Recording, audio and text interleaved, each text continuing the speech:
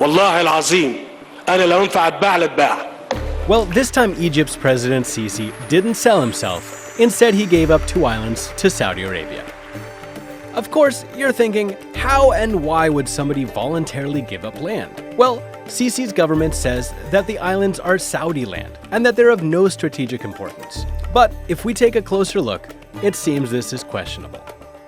So let's break it down. The small islands are in the Red Sea's Gulf of Aqaba, between Egypt and Saudi Arabia.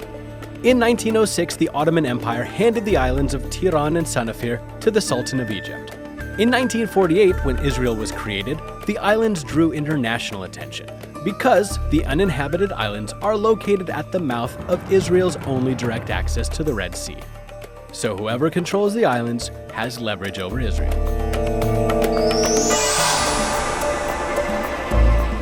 For the next few decades, the islands were at the center of regional wars. In 1951, the Egyptian king Farouk closed the Tiran Straits, stopping Israel from accessing the Red Sea from its newly established port of Eilat.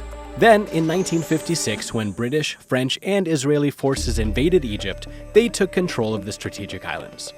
But they were forced to abandon them after threats from the US and the Soviet Union. In 1967, Egyptian President Nasser asserted Egypt's right to the land, after which he closed the Tiran Straits once again. خليج العقبة هو أرض مصرية، جزيرة تيران مصرية، وساحل سيناء مصري. إذا قلنا إن المياه الإقليمية 3 أميال فهي مياه إقليمية مصرية. إذا قلنا إنها 6 أميال فهي مياه إقليمية مصرية. إذا قلنا إنها 12 ميل فهي مياه إقليمية مصرية.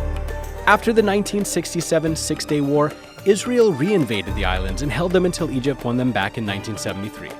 So you get the picture. These islands are so important that every time a war came up, the islands did too.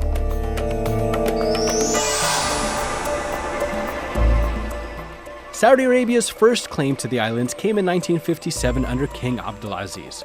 Countering Egypt's closure to the Straits of Israel, Saudi Arabia sent a letter to the US in 1968 guaranteeing free access to all if it gained control of the islands. However, despite wars and international pressure, Egypt maintained its sovereignty over the islands and was not willing to give it up.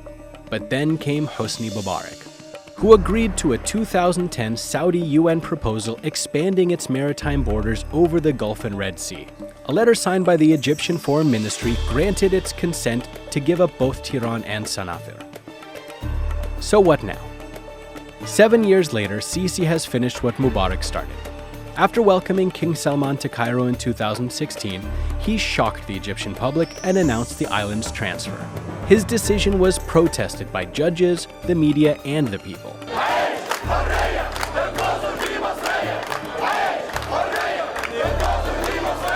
But still, billions worth of Saudi investment and both Israeli and US approval appear to have sealed the deal. And now Tiran and Sanafir are Saudi's lands.